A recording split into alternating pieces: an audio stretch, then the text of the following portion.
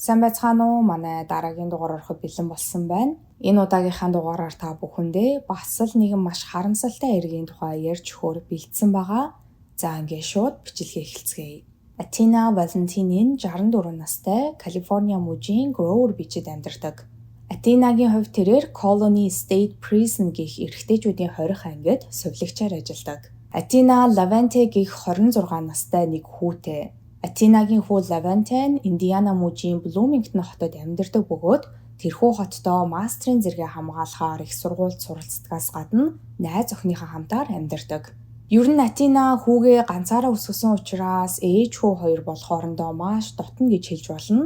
Тэд өдөр бүр хоорондоо утсаар ярьдаг, өдөр тутмынхаа амьдралд тохиолдож байгаа бүх л зүйлсийг хоорондоо хуваалцдаг, заримдаа яг л найзууд шиг байдаг, тийм л дотно харилцаатай. За Атинагийн хувьд тэрээр 2 үл хөдлөх хөрөнгө буюу орон сууц эзэмшдэг. 2 орон сууцныхаа нэгэнд нь Атина өөрөө амьдардаг бол харин Атинагийн өөр нэгэн орон сууц нь Калифорниагийн Woodland Hills гэх газарт байдаг. Энэхүү орон сууцаа Атина өөр хүмүүст түрээслүүлээд сар болгон түрээснийх нь мөнгийг авснаар энэ нь мэдээж өөрт нь нэмэлт орлого болон орж ирдэг. За 2018 оны 10 дугаар сарын 25-нд Атина өглөөний ээлжтэй байсан боловч ажилдаа ирээгүй. Атинатай хамт ажилладаг хүмүүс Атинаг маш хариуцлагатай, хизээч ямар ч сурах чимээгүйгээр ажилдаа ирэхгүй ингэж алга болох хүн биш гэдгийг нь мэддэг. Дээрээс нь Атина 64 настай, тийм ч бас залуу хүн биш болохоор хамт ажилладаг хүмүүс нь цаг алдалгүй 911-т дуудлага өгөн цагдаагийн офицеруудыг Атинагийн гэрт очиод бүх зүйлс зүгээр байгаа эсхийг шалгаад өгөөч хэмээн хүсэлт тавьсан. Ингээд Атинагийн хамт ажилладаг хүмүүсийн өгсөн дуудлагын дагуу цагдаагийн офицерууд өглөөний 11 цаг 45 минутанд Атинагийн гэрт ирэх үед Атина зочны өрөөнийхөө шалан дээр бүхэл бие нь цусандаа будагдсан, нас барсан байдалтайгаар олдсон байдаг. За Атинагийн биед задлан шинжилгээ хийж үзэх үед түүний хүзүүн дээрээс нийт 10 удаагийн хутгалуулсан уул мөр олдсон. Тэгэхээр гэмт хэрэгтэн ямар аимшигтай зэрлэгээр хөөрхий эмэгтэйн амь насыг хороосон гэдэг нь эндээс тодорхой харагдаж байгаа. За мөрдөгчд Атинагийн гэрт буюу хэргийн газарт шинжилгээ хийж үзэн Атинагийн хөршүүдтэй ярилцж мэдүүлэг авч агаад Атинаг нохоотойгоо хамт амьдардаг байсан гэдгийг нь олж мэдсэн. 911 төгсөн дуудлагын дагуу анх цагдаагийн офицерууд Атинагийн гэрт ирэхэд нохоо нь бол байгаагүй. За ер нь их их тохиолдолд гэрт нь гэмт хэрэг гарч эзэнт нь ямар нэгэн зүйл тохиолдсон үед нохоонууд ер нь хажууд нь байж байдаг, гэрээсээ гараад явсан байх тохиолдол маш ховор байдаг. Тиймээс мөрдөгчд гэмт хэрэгтэн нохоог нь дагуулад гараад явсан уу, аль эсвэл нохоо нь өөрөө гэрээсээ гараад зүхтаад явсан уу хэмээн эргэлзэж исэн. За ингээд мэдээж Атинагийн цогцыг гэрээс нь олсон даруйдаа мөрдөгчд Атинагийн хүү Лавентетэй холбогдсон ээжд нь тохиолдсон аимшигт явдлын талаар түүнд дуулгасан. Мэдээж ийм аимшигтай мэдээ сонссон ямар ч хүн шоконд орох нь бол ойлгомжтой. Хэдийгээр мөрдөгчд Лавентегаас хэд хэдэн асууж тодруулах зүйл байсан боловч Лавенте шоконд орсноосоо болоод мөрдөгчдийн асуусан асуултнуудад нь хариулт өгч чадахгүй байсан тул мөрдөгчд Лавентег бага зэрэг тайвширахыг хүлээн түүнээс асуултууд асуухаа бага зэрэг хойшлуулсан. За хэргийн газарт үзлэг хийж үзээд цаашлаад Атинагийн хөршүүд ойр дотны хүмүүстэй уулзаж ярилцаж үзээд ямар ч сэжүүр олж чадахгүй байсан мөрдөгчд Атинад тохиолдсон энэхүү аимшигтай явдлыг Атинагийн хийдэг байсан ажилтай нь холбоотой байж магадгүй хэмээн таамаглаж эхэлсэн. Өмнө нь хэлсэнчлэн Атина хорих ангид сувилагчаар ажилладаг. Гэтэл Атина ажил дээрээ байх үедээ хоригдлуудтай маргалдаж исэн, эсвэл хэн нэгэн Атинад үс сансан байж болцсошгүй гэхээр ямар ч сэжигтэй зүйлс олдоогүй. Атинагийн ажлын газрынхан тэр байтугай хорих газарт хоригдож байгаа хоригдлууд хүртэл Атинаг маш сайхан сэтгэлтэй, өөрөвч зөөлөн, хүн бүрт яг л ээж шиг нь ханддаг гэдгээр нь сайн мэддэг. Тэгэхээр Атинагийн үхлийг ажлын газартай нь холбон тайлбарлах ямар ч үндэслэл мөрдөгчдөд байхгүй байсан гэж хэлж болно. За Атинагийн ажлын газрыг шалгаж дууссаныхаа дараа мөрдөгчд Атинагийн хүү Лавентетэй дахин холбогдож хэрэг гарсан өдөр буюу 10 дугаар сарын 25-нд хаана байсныг нь, ээжтэйгээ хамгийн сүүлд хизээ холбоо барьсныг нь, за цаашлаад ээжд нь аюул занал учруулж болох үе хэн нэгэн байгаа эсхийг лавлаж асуусан. Энэ үед Лавенте хэрэг гарах үед Блумингтон буюу өөрийн амьдардаг хотдоо байсан талаараа болоод ээжд нь өрш сансан аюул учруулж болох үйс ямар ч хүн толгойд нь орж ирэхгүй байгаа талаар мөрдөгчдөд хэлсэн байдаг.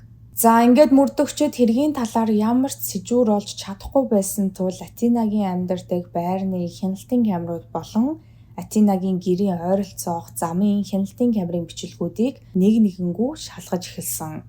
Тэрхүү хяналтын камеруудад бичигдсэний дагуу Атина 10 дугаар сарын 24-ний өдрийн 2 цаг 30 минутанд ажлаа таран гэртээ ирсэн ба өдрийн 3 цаг 13 минутанд буцаад гэрээсээ гараад явсан. За яг энэ үеэр нэгэн жип машин Атинагийн байрны урд ирж зогссон бөгөөд машинаас хинч бууж ирэхгүй хэсэг зогсож байгаад хөдлөөд явсан. За үүнээс хойш 28 минутын дараа буюу өдрийн 3 цаг 41 минутанд Атина гэртээ буцаж ирсэн ба үүнээс хойш гэрээсээ гаралгүй гэртээ байжгаад оройны 6 цагт гэрээсээ гарч гадаа зогсоолт байсан машинаа арчиж агаад гэртээ буцаад орсон. Үүний дараа оройны 6 цаг 35 минутанд бейсболын малгай өмссөн цагаан пүүзтэй нэгэн залуу уцаар ярангаа Атинагийн амьдардаг байр руу орж яваа нь харагдсан ба тэрхүү залуу оройны 10 цаг 51 минутанд Атинагийн амьдардаг байрнаас гараад буцаад ирсэн газар руугаа алхаад явж байгаа нь мөн бичигдэн үлдсэн байсан. Мэдээж зөвхөн энэ залууч биш өөр олон хүмүүс өдрийн туршид Атинагийн амьдардаг байр руу орж гарч байгаа нь бичигдэн үлдсэн байж таараа. Гэхдээ мөрдөгчд энэхүү залууг онцолж анхаарах болсон гол шалтгаан нь гэвэл энэхүү залууг оройны 10 цаг 51 минутанд Атинагийн амьдардаг байрнаас гараад явах үед нь Атинагийн нохой нь тэрхүү залууг ямар ч хөдөлгөөгүйгээр зүгээр л сул хажууд нь дагаад явж исэн. Үүнээс 4 минутын дараа буюу 10 цаг 55 минутанд өдөр Атинагийн байрны урд ирж зогсоод хэсэг байжгаад хөдлөөд явсан өнөөх машин Атинагийн байрны урдуур нь гараад эсрэг зүг рүү явж байгаа нь мөн хяналтын камерт бичигдүүлсэн байсан. Тэгэхээр Атинагийн байрнаас оройны 10 цаг 51 минутанд гараад явж байгаа залууг Атинагийн нохой нь мэддэг гэдг нь бол бичлэгнээс тодорхой харагдаж байгаа. Мэдээж Атинагийн нохой ямар ч шалтгаангүйгээр зүгээр нэг үл таних залууг ямар ч хөдөлгөөгөө дагаад явах боломжгүй. За хяналтын камерын бичлэгийг шалгаж үзснийхэн дараа мөрдөгчдийн дараагийн хийсэн зүйл нь бол тэд Атинагийн утсыг шалгаж үзсэн ба Атина амнасаа алдахаас өмнө ямар хүмүүстэй холбоо тогтоосон, ямар нэг сэжигтэй дуудлага, аль эсвэл мессеж хүлээн авсан эсхийг нь шалгаж үзэх байсан. Гэтэл 10 дугаар сарын 25-ны өглөө буюу Атинагийн цогцос олдохоос хэдхэн цагийн өмнө Атинагийн утсанд Ohio мужийн дугаартай нэгэн утаснаас хэд хэдэн удаа дуудлага ирсэн байсан. Энэхүү дугаар өмнө нь Атинатай огт холбогдож байгаагүй, Атина ч утсан дээрээ энэ дугаарыг хадгалаагүй байсан бөгөөд Атинаг амнасаа алдсан өдөр энэхүү дугаараас гинэт хэд хэдэн удаа дуудлага ирсэн нь мэдээж сэжигтэй зүйл. Тиймээс мөрдөгчд энэхүү дугаарыг хэний нэрээр байдаг дугаар гэдгийг нь шалгаж үзсэн. Гэтэл энэхүү дугаар нь a burner phone буюу төр зуурын хямдхан хүмүүс зүгээр төр зуур хэрэглэх зорилгоор л худалдаа авдаг ийм утсанд суйрлагдсан дугаар байсан. Энэхүү burner phone нь хоёр янзаар зарагддаг. Нэг нь цаанаасаа шууд утсан дотроо симтэйгээ дугаартайгаа зарагддаг бол нөгөөх нь хэрэглэгчид зөвхөн утсыг нь худалдаж аваад өөрөө симээ хийгээд хэрэглэх боломжтой. Харин энэхүү утасны хувьд бол дугаар нь утастайгаа хамт зарагдсан байсан тул дугаарыг нь яг ямар хүний нэрээр байгаа гэдгийг тогтоох боломжгүй байсан. За энэхүү Ohio мужийн дугаартай утсыг мөрдөгчд аль дэлгүүрт зарагдсан гэдгийг нь судлаад үзэхэд Индиана мужийн Блумингтон хотод байх Best Buy сүлжээ дэлгүүрт хэдхэн хоногийн өмнө зарагдсан гэдэг нь тогтоогдсон. За гэтэл бидний мэдж байгаачлан Атинагийн хүү Лавенте Блумингтон хотод амьдардаг. Тэгвэл тэрхүү утас зарагдсан Best Buy сүлжээ дэлгүүр нь Лавентегийн гэрээс ердөө хэдхэн минутын зайтай байрладаг ийм дэлгүүр байсан.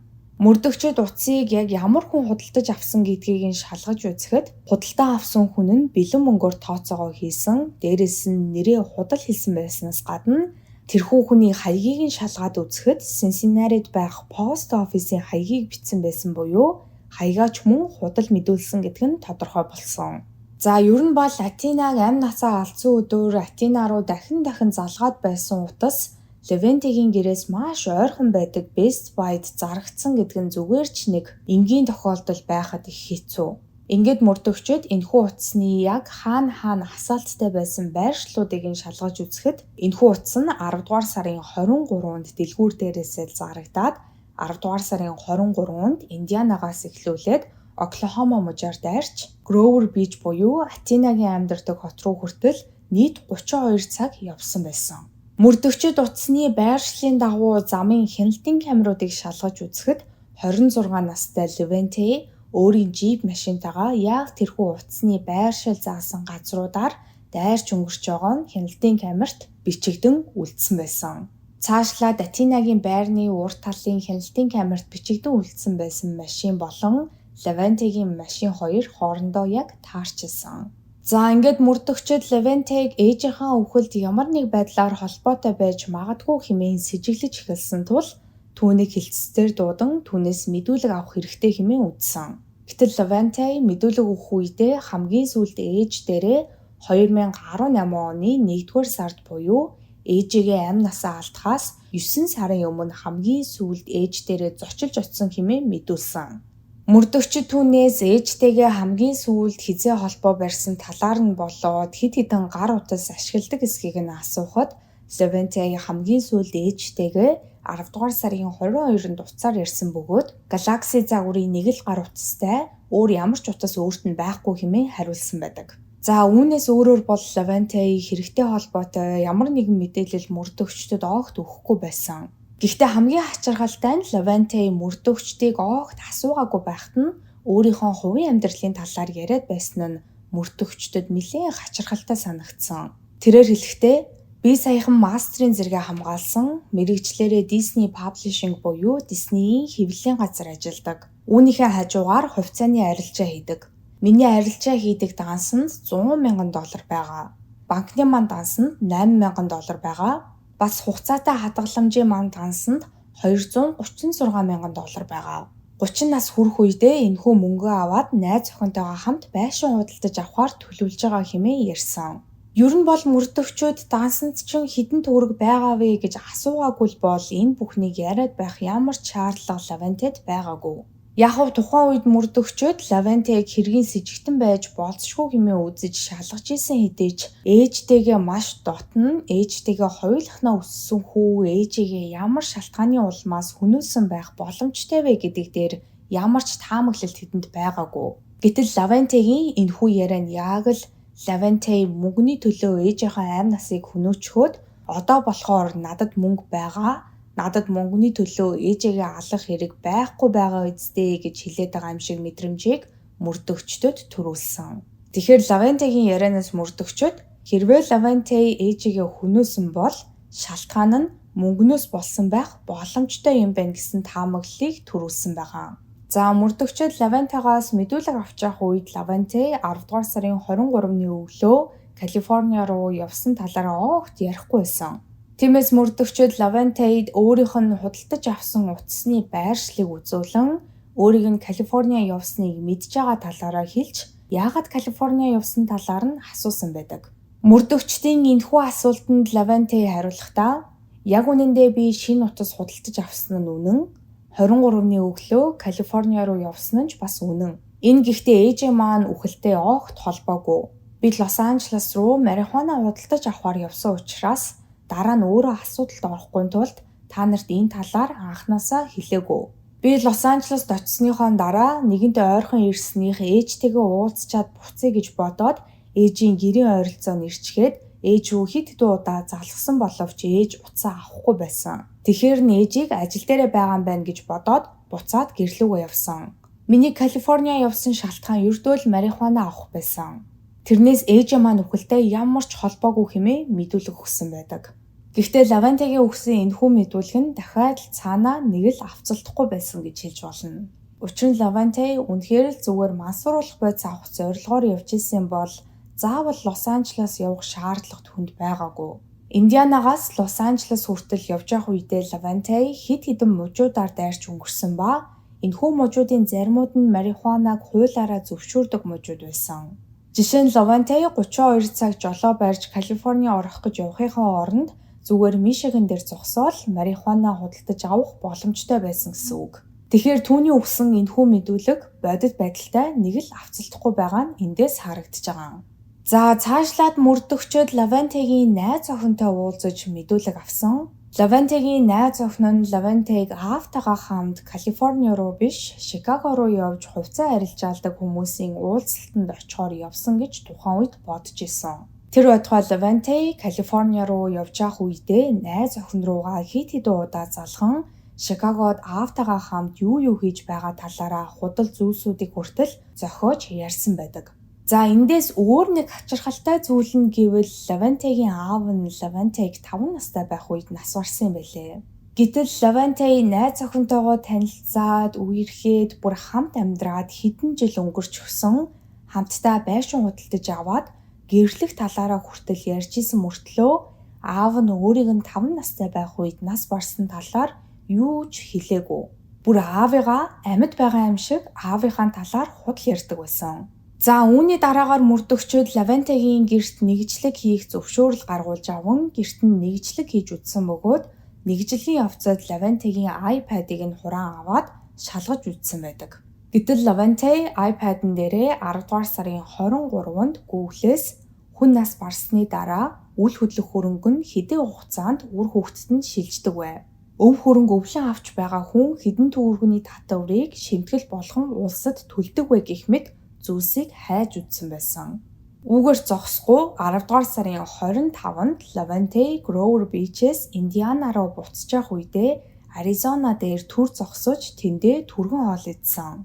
Ингэж хоол идж явах үедээ Лавенте iPad-а түргэн хоолны газрын Wi-Fi-д холбон Google-с Grover Beach дээр гарсан аллага.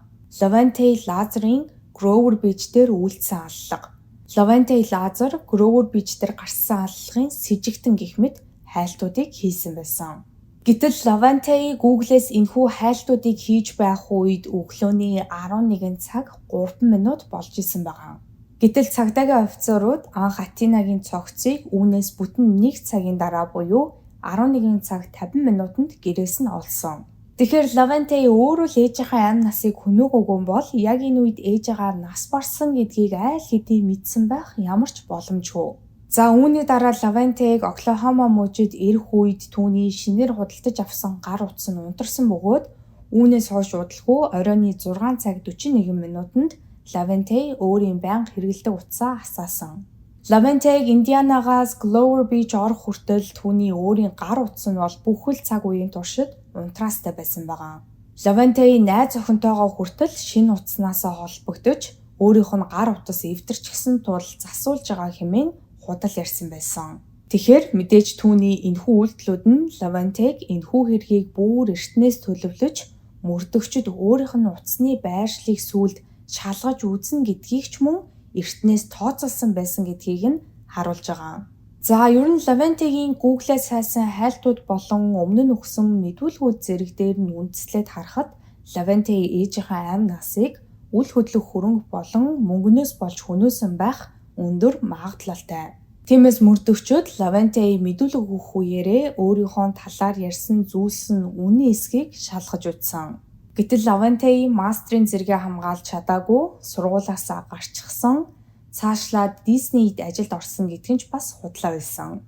Үүгээр зогсохгүй Лавенте 10 дугаар сарын эхээр хувьцаа арилжаалж авах үедээ $49,000 алдсан бөгөөд мастрын зэрэгээ хамгаалахаар засгийн газраас оюутны зээл авч $69,500 өртөө болсноос гадна улсад $1,226 татвар төлөх өрөнд орчихсон байсан. За мөрдөгчөд Лавентегийн дансагийн шалгаад үзэхэд банкнд нь $2,200, харин хувьцаа арилжаалдаг дансанд нь $100,000, ердөө $6,000 л байсан. За үүгээр зогсохгүй 10 дугаар сарын 22-нд Лавенте үл хөдлөх хөрөнгийн зуучтай холбогдсон ээжийнхээ Woodland Hills байх байр нь хэр үнэт хүрэх талаар хүртэл асуусан байсан бөгөөд үл хөдлөх хөрөнгийн зуучлагч Лавентейд ойролцоогоор ээжийнх нь байр $440,000 үнд хүрэх талаар хэлсэн байдаг. За энэхүү бүх нотлох баримтууд дээр үндэслэн мөрдөгчөд 2018 оны 11-р сарын 6-нд Лавентег ээжийнхээ амь насыг хүнөөсөн байх магадлалтай гол сэжигтэн хэмээн байрвчлан хорьсон. Үүнээс бараг 1 жилийн дараа буюу 2019 оны 10 дугаар сард Лавентегийн албан ёсны шүүх хурал эхэлсэн байдаг. Прокурорын талаас Лавентег санхүүгийн хүндрэлээсээ болж мөнгөний төлөө өөрийн ээжийн амь насыг хөнөөсөн хэмээн үзсэн бол Лавентегийн өмгөөлөгчдийн талаас Лавентег ээжийнхээ үхэлд ямар ч гэм буруугүй мөрдөгчдөд хэргийг үйлдсэн гэмт хэрэгтэнг Лавентег их хангалттай нотлох баримт байхгүй тул Лавентег шууд гэмт хэрэгтэн гэж үзэх нь учир дутагдaltaй хэмээн прокурорын талтай маргалцсан. Ингээд шүүх хурал нийт 3-7 хоног үргэлжилсэний эцэст шүүхээс 26 настай Лавентег өөрийн ээж Атина Валентинигийн үхэлд гэм буруутай хэмээн үзэж давж заалдах эрхгүйгээр насаар нь хорих ялаар шийтгсэн байдаг. Энэ дээр нэг зүйлийг нэмж хэлэхэд Атинагийн нохоо одоо хүртэл олдоогүй, ор сурггүй, алга болсон хэвээр байгаа юм байлээ. Энэ тал дээр олон нийтийн үзэж байгаагаар бол Лавентеги өөрийн төрсөн ээжийн хоолойнд 10 удаа хутга зоож амь насыг нь хөнөөсөн юм чинь ээжийнхаа нохоог бол айл хэдийн алаад айл нэг газар хаячихсан байх гэж ярьж илээ. Ер нь бол тэр нь ч үнэн байх. Энэ удаагийн хэргийн хувьд бол хүн бүр яаж ийм аимшигтай араатын шиг ердөө мөнгнөөс болоод өөрийн төрсөн ээжигаа ийм аимшигтай зэрлэгээр амь насыг нь хөнөөж чаддаг байна гэж бодол төрүүлсэн ийм харамсалтай, аимшигтай хэрэг байлаа. Та бүхэн манаас энэ хэргийн талаар юу гэж бодож байна? Өөрийн хувийн бодлоо доор сэтгэлээс их үлдээж буцадтайгаа мөн хуваалцаарай. Өнөөдрийн та бүхэндээ хүрэхээр бэлдсэн бичлэг маань энд хүрээ дуусж байна. Миний оруулдаг бичлэгнүүд таалагддаг бол лайка дараарай, subscribe дараарай. Хажууд нь байгаа хонхон дээр дарах юм бол намайг шинэ бичлэг хийх болгонд та бүхэнд notification очих болно шүү. Ингээд дараагийн 7 хоногийн мегмар гарагт шинэ дугаараар уулзлаа. Түр баяртай.